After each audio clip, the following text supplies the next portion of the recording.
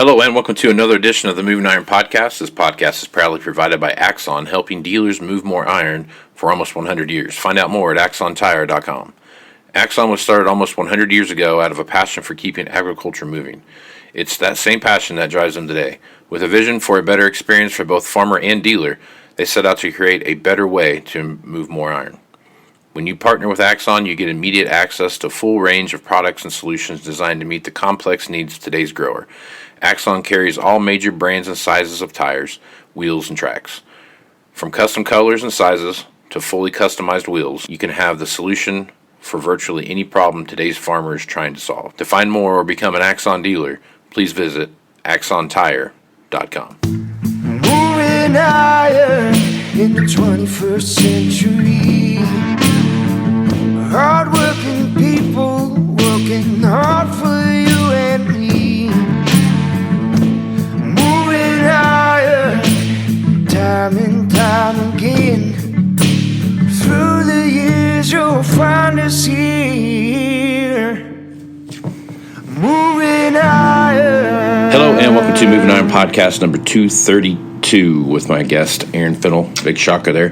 This edition of the Moving Iron Podcast is brought to you by Axon Tire, helping dealers move more iron for the past 100 years. For more information, go to axontire.com.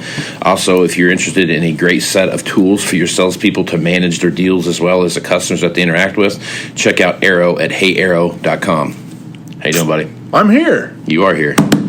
Absolutely. Just like last time, knocking on wood for no apparent reason. But there you go. There actually is a lot of things to knock on wood for right now. Yeah, like if something shows up on the lot. That's exactly right. Knock on wood. Hey, here are week, folks. So Aaron and I kind of hit on it last week when we were talking about what was going on in the marketplace. And I think the one thing that we should probably spend some time talking on is how this new backlog of machinery is going to affect the overall used marketplace, and kind of my 2 cents on, and Aaron obviously he's going to throw his 2 cents on there too, but how long is this going to last, right? How long is this period that we're in going to last, right? And so I think it's worthwhile to spend some time talking about that, right? So obviously new machines, no big secret, they're out. No one really knows. I mean, there's stuff trickling in, and at some point you will get your order. And I think, as those machines start coming in, what does spring of 22 look like ahead of planting season? What does fall of 22 look like ahead of fall harvest and everything in between, right? Right. So you're planting, spring harvest, all the way down the line. And obviously machines are going to come in, so on and so forth. But the big qualifying factor in that is, when is that machine going to get here, right? Not saying you're not going to get a machine in spring, not saying you're going to get your planter, not going to say you get your sprayer, not going to say you get all these things, but it's just, when's it going to get here? And supply chain's still messed up. We're waiting for parts to get here, waiting for whether it's the chip thing or whatever it is. They're still waiting on all these different things. Every manufacturer has a problem. It's not isolated to one group. Everyone has a problem right now in supply chain logistics, right? It's just a big problem. So I think worthwhile conversation to have right now is, when you take a look at the machines that are coming in, forever that late model, low hour, season of use thing has always been since I've been in this business, it's been pretty consistent. Right. I don't know if that's ever changed, right? It might go up or down a few hundred hours based on customer and maybe the size of their operation have grown a little bit. Sure. But as an average across the board, a season of use on a combine in most places, on average, you can kind of hit it with a big swath there, but between about 150 separator hours, right? Maybe 100 separator hours, but that's about a season of use. Now, I'd say 250. And then, but that's expanded a little bit. That's summer and fall, right? So I'm going yearly. You're going seasonal, right? So seasonal. So now when you get to the grand picture, like you said, about 250 hours, kind of across the board. Now, season use on a tractor, depending on where you're at, what kind of tractor it is. Most row crop tractors are between 500 and 700 hours. That's a pretty average season of use. 4-wheel drives, pretty much the same swath, right? Depending on what it is. Maybe in the yeah. 500 to 700 hours, roughly, season of use, roughly. You're looking at grain cart tractors now have turned into some 4-wheel drives. You've planters. Seen some planters. Shit, everything's turned into 4-wheel. Yeah, I mean, just this bigger equipment's causing more and more stuff to show up. The row crops are now 400 horse. Right. but everything is pulled with four-wheel drive. Exactly right. Yeah, so more hours are getting put on these. Now, with this delivery date thing, there's a great opportunity that we're going to see machines come in that are quote-unquote outside the season of use, and probably more than likely what was the traditional season of use pricing is going to follow right along with it, right? Yep. So hypothetically, if you would buy a $250,000 combine and it had 500 separator hours on it, probably right now that same machine is going to be $250,000, but it's probably going to have another 150 hours on it. Right. Yep. You know, so something like that. That is very, very common. Yeah. Go on the big hour breaks. Right. Your 1,000-hour tractors are showing up 12 to 13. Mm-hmm. Your 15s, 17. Yeah. You know, and on down the line. And as you get to a bigger number, a lot of times that is a guy who puts on some hours. Yep. It's an even bigger jump. Yep. So that is probably the in my mind, that is the biggest shit show nobody's talking about. Right. Because it's not the farmer's fault trading that in. Nope. He wants his new thing. Right. We can't do anything about it. Right. The company can't do anything about it. Right. So that's why I think. And do you want to know why it's not being discussed anywhere? What? Everybody's afraid to say anything because demand's so hot it doesn't matter. Right. And that's why I think trade values and retail pricing, those kind of things, are just going to follow right along. Right. Right. Now, the flip side of that too, that there's another thing that people aren't talking about is some of these machines that came this fall got late delivery. Right. So it's very easy to say that you might have a combine that showed up in, I don't know, mid-October, right? And it's got... That first year we put 15 hours on it. Yeah, I mean, right. So now what do you do, right? So or, worse than that, he got it halfway through harvest. Yep. And everything we're talking about, dollars and cents fixes all of it, right? Sure. But say he got that combine October 1st. Mm-hmm. So he's got half of one fall harvest on it. Right. Which then screws up the clock that he's been working on. Mm-hmm. And you have to then back up and basically start from scratch. Right. Almost. But here's the thing. This is the one time. And if that is an X amount per hour guy trade, that's even worse because then it's up to, well, I'm supposed to get my combine August 1st. It has 50 hours on it, so we skip a year, but it's only a year and a half, which gets all muddy on the financial side of it, and ugh. Well, I think what... Welcome to 21. Yeah. Well, I think one of the biggest things here that people overlook too is the fact that if you're in the market for a brand new combine, your choice might be one with 50 hours on it. Right. Right? That might be your choice. Or a new 24. Right. But the biggest thing here, I think, is that there is going to be a very odd gap, right? It's going to be hardly any hours on it at all, right, or 2.5 seasons worth of use, right? Which, to piggyback on this a little bit, God, I'm so good at interrupting you and then losing my train of thought. You are stellar at that. I am. I will give you that. I am. Well, that's what the color commentator is supposed to do. That's a co-host job. As you're doing play-by-play, let me interject some things and make the wheels come off. As we're, dealing through this, when to do it, and the backside of all this deal. When we're, like the combine thing, okay, or as I just made the joke, I'll go off of that joke. Get you a new 24. Is 24 or 23 going to be not nearly as bad? We know that because they can't build them. What's going to be the new 13s, 12s and 13s? I don't think we're not going to have that problem. We'll never get caught up enough to flood like that did. Now, I think when factories get full swing again, in my personal opinion, I think we have 3 years of this, what we're seeing right now. It's going to get better every year. Are you sure? Because you did say like 18 months. No, that was back before we hit this point in time. Right, I know. Right. I know, that's what I was getting at. Like in June, oh, hell, we got at least 18 months of this. Yeah, because I think, and here's why, because you had that first... If the factory starts building before I retire...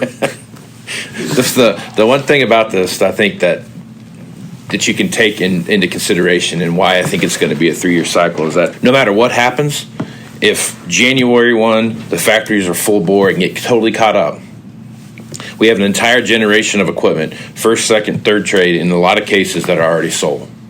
So we got to wait for the next round of new machines to show up to even get a new fresh batch of used equipment. Oh, I would say it's even worse than that. I think we have to get to the third or fourth batch to even have a sniff of, oh, hey, see all these tractors? Yeah, they've all been sold since last year. Yep, and that's why I think it could take 3 years to get out of this mess, because it's that everything is being sold as fast as we can get it in, and that's not going to trade. And the reason why it's not going to trade, great point brought up to me the other day in the sales meeting that we were at. This is the oldest fleet in farming, even beyond 80s, the 80s, worse than the which 80s. was worse economic conditions than we're having right now, right? Mm-hmm. So that tells you how old the fleet is and how much updating will be taking place. Now, some of these machines, it's going to be interesting to see what the export market looks like and how that plays into this, because there's going to be those 2,000-hour combines.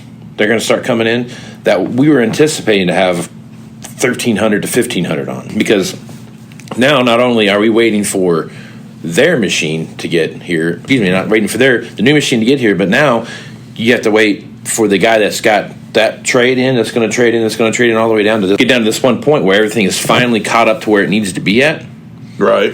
Those machines will probably have another, they'll probably go through a wheat harvest and a fall harvest, not just a wheat harvest or a fall harvest. Right. So now you're going to put an entire another season of use on that third trade. Now, when you start looking at the export market, how's Mexico going to play into that and what they come into wanting to buy? Are they going to step up and buy those 2,000 hour machines? Because that's not what they're buying now.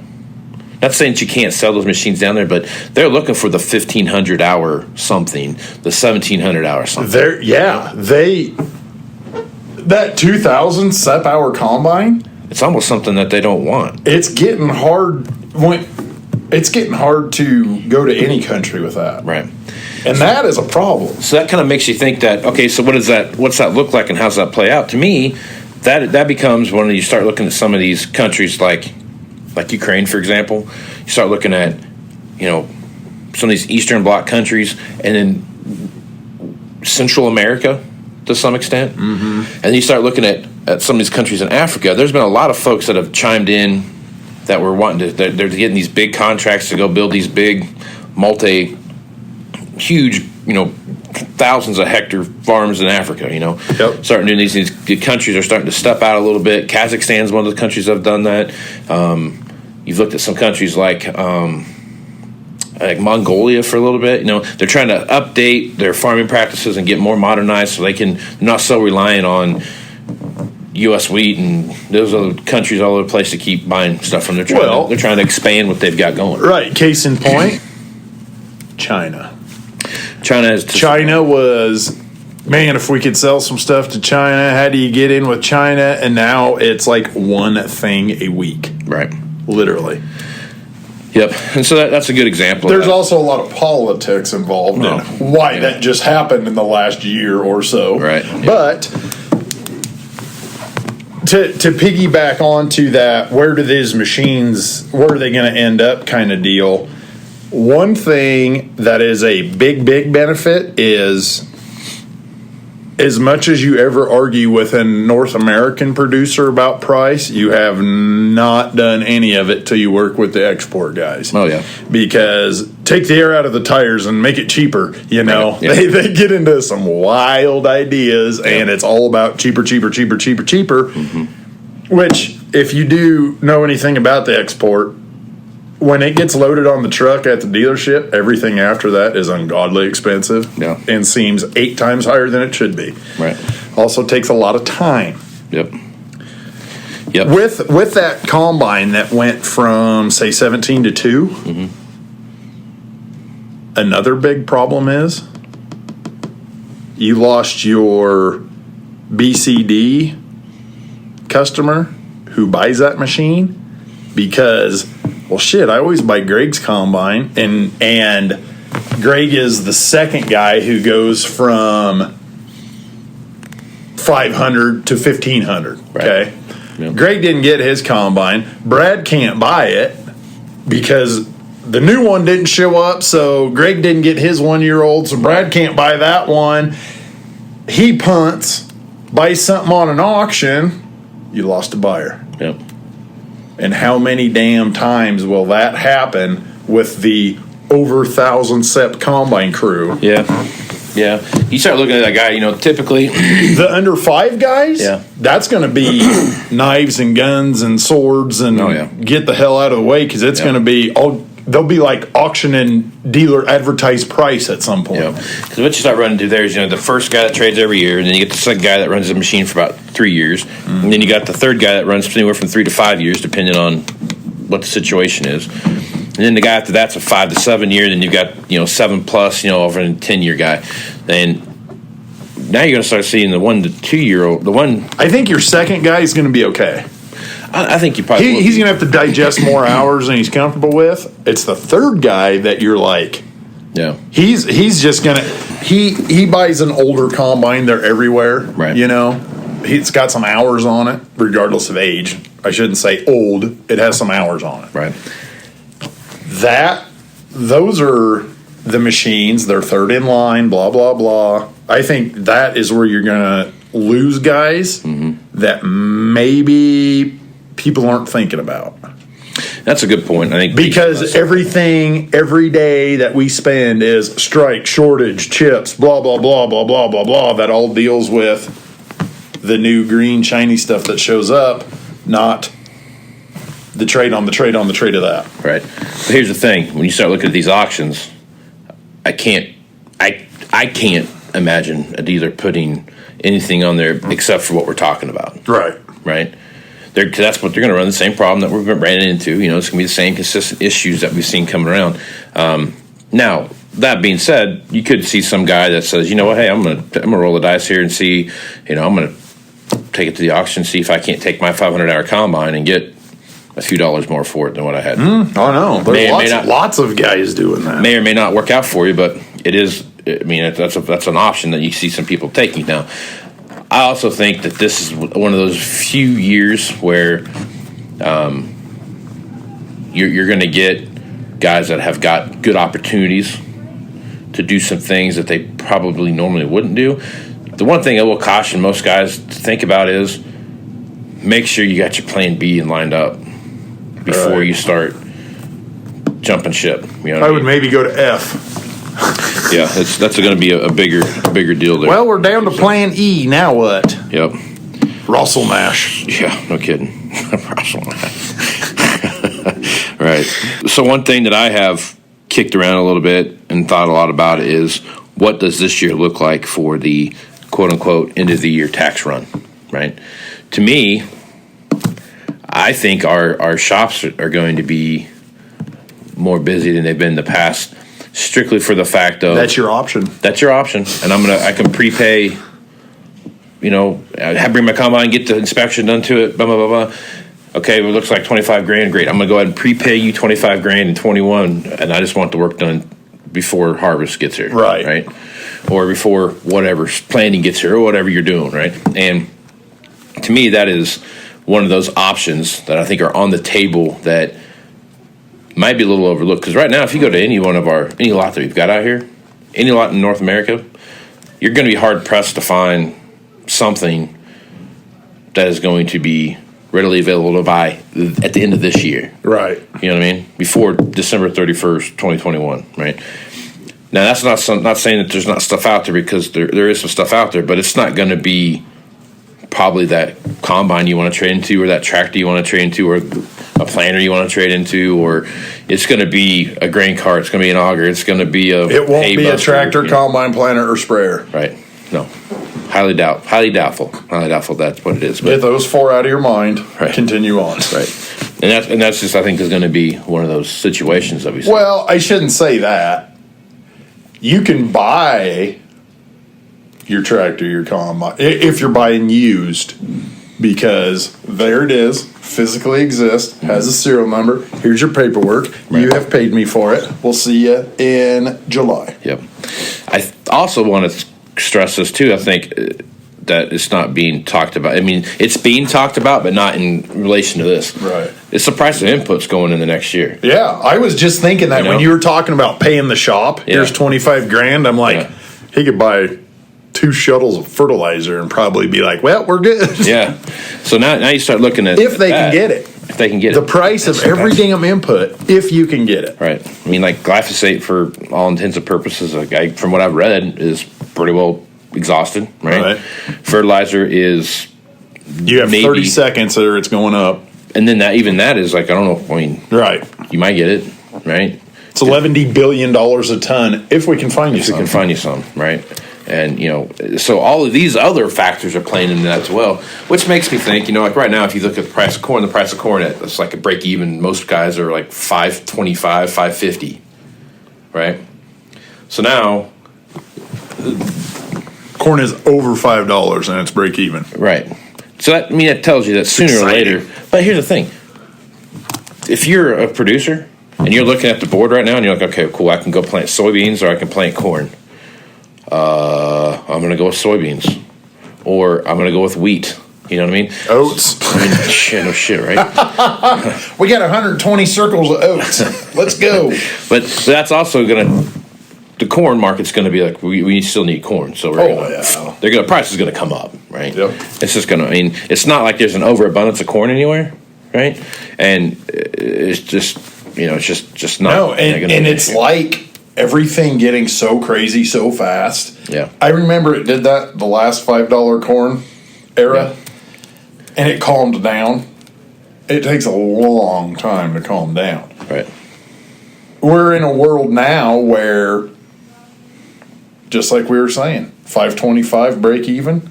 $5 corn is the new $3 corn. Right. Like, ooh, it's $5. Hey, great, yeah, and a new tractor's $500,000. So. Right. Yeah. Yay! Yeah, so there's just a million things that are going on right now that kind of point towards just, I think 22 is going to be an exciting year to watch happen. Poof. But it's going to be an exciting thing, like what's the next thing that could possibly happen, right? Right. It's like you're at a comedy show and the guy's just utterly just filthy, and everything he says is just that much more filthy than the thing before, and you're anticipating like how far could he possibly go with this, right? A lot of shock factor. A lot of shock factor. in Except it's all real life every day right now. that. Right, exactly. Yeah. So it's just one of those.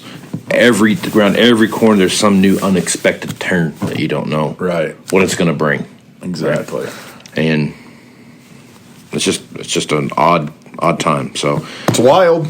it is wild. It's not boring. No. Never is a day boring. Never is a day boring, that is for sure. Sometimes you sell a tractor, then you sell a combine, then you call the tractor guy back in the afternoon because it's already sold. Yeah. But if the other 6 guys who said yes ahead of you Yep. say no, I'll let you know. Yep. I need to. It's just wild, man. Yeah. I know we say that every day, but it's just, there's, like you were saying, the shock thing. Every day there's something. There's something new every time you turn around. Every time you turn around. All right, man. Well, I think this is a probably pretty good jumping off point here. So, folks, wanted to get a hold of you, pick your brain about stuff, or just see what you got hanging out there. What's the best way to do that? Well, you can call me, text me, 308-760-1193, or I'm kind of active on the Twitterverse when we have some machinery to throw out there, at Aaron Fintel. Right on. And you can find me on Facebook, Twitter, and Instagram at Moving Iron LLC. Also go to MovingIronLLC.com, and you can find the entire library of the Moving Iron podcast, as well as the blog posts I have up there. And the information for the Moving Iron Summit should be coming up here pretty quick, so make sure you check that out. So with that, I am Casey Seymour with Aaron Fintel. Let's go move some iron, folks. Out. You want to have a meaningful competitive advantage to help sell more equipment. Whether you represent the sales, parts, or management department of an implement dealership, there's a surprising amount of complexity when it comes to tire, wheel, and track technology. Let Axon worry about that so you can get back to supporting your customers. Axon has leveraged years of experience to create a streamlined process that gives you a proven path to help today's grower and sell more equipment. The roots of their organization go back almost 100 years to the invention of the rubber tractor tire. Supporting agriculture is the number one driver of Axon, from product development through sales and service. To find more or become an Axon dealer, head over to agmarkets.com. Moving iron in the 21st century. Hard work